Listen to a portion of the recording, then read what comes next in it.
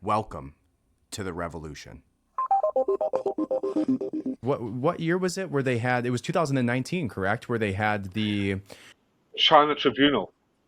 yeah, the tribunal. So they brought out all of these different non-biased individuals across. It was some worldwide organization to try and prove whether or not this was actually even happening. And that was only 3 years ago. And you said you've been doing this for 22 years since this movement was outlawed in China, or 23 years, I guess. And so to have it be going on for 20 years without any type of response, and people trying to even make it seem like it was a lie, like it was a joke. Why would any movement, why would any ideology, why would anybody go to the lengths that you would have to go to speak on somebody doing such horrific acts to people and make that up? And so to see the propaganda that was being pushed out, even in American scientific journals surrounding this, was so frustrating for me, especially knowing that the 2019, because I think the article was written in 2017, the 2019 tribunal proving for a fact that this was going on. 100%. I actually have a clip to share with your viewers that this is actually going on and that this has been confirmed beyond a reasonable doubt. And that's actually been 25 years. And before the Okay. tribunal, which was about 2019, like I said, was at a child trafficking court listening to MK Ultra victims. And I raised money for an Epstein Island survivor that was from one of the satanic families. So I got a full glimpse into what is going on, particularly with the human trafficking and the child trafficking. And I was testifying with the coalition to investigate the persecution of Falun Gong and the organ harvesting at the British Parliament. This was about almost maybe a year later when the China Tribunal came out. But if I may, also, just to cover it through the video, just a couple of minutes. It's an 8-minute video, but I'm not going to play 8 minutes, but just a couple, just to show that this is actually going on, that these people who have tried to debunk this are they're the conspiracy theorists. They are the ones that have aligned, unfortunately, with the Red Reign of Terror, the CCP, bribed and paid off, like many of the criminal journalist media in the West, to push propaganda.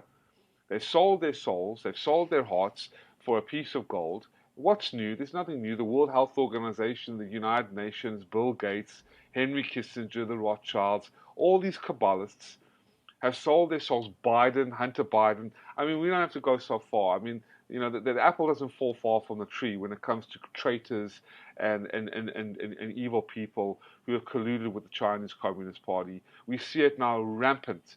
Justin Trudeau, Jacinda from New Zealand, these people that have aligned themselves with a communist regime for money and bribes and payoffs. So I'm not surprised that they will come out and demonize an innocent spiritual movement and say, oh, nothing to see here, folks. We're not doing it. Even the Chinese Communist Party, who were bragging on their 20 websites promoting their organ harvesting, that they haven't they banned organ harvesting. They were only doing it to certain prisoners. And isn't that crazy, right? That was like Yeah, 2014, I believe, was when there was a law passed that they could no longer do it to regular prisoners. Or it was, correct me if I'm wrong, it was either regular prisoners or death row prisoners. And the only death row categorical, prisoners. Yeah, yeah, they were now, so it was 2014, they passed a law that said they were no longer able to do it to death row prisoners. And the only prisoners they continued doing it to were prisoners of conscience. Right, so it's prisoners it's, like it's the Falun insane. Gong, like the Uyghur Muslims, like the Christians, like all of the these ideological movements, which is so foreign to us being from the United States, that you can be persecuted for a thought, because that's all an ideology is, right? It's not like you went and hurt somebody, you didn't rob somebody, you didn't go to a store, you didn't extort money from somebody, you didn't do the insider trading that Nancy Pelosi does and her husband on a daily basis. You didn't do any of that. You had a thought, you had a beliefs, a stream of beliefs, that your life brought you down a path to meet with, and you chose to go down that path because it spoke to who you were and what you felt was right in the universe, your universe, not the reality of the Chinese Communist Party, not the reality of the Democratic or the Republican Party, but because you had a thought that you followed, that you felt a calling for, and because you felt that alignment with an ideology, you were then demonized to the point where you were not only deemed to have been put in prison for that thought, but then the atrocities that you're speaking to today is just such a foreign idea for us here. With just and so many people want to talk to the freedom of speech being something that's like, for speaking out against the wrongful press or the politicians lying and things like that. But and maybe that's the separation of I guess we have the separation of church and state, which kind of adds on to another block of that.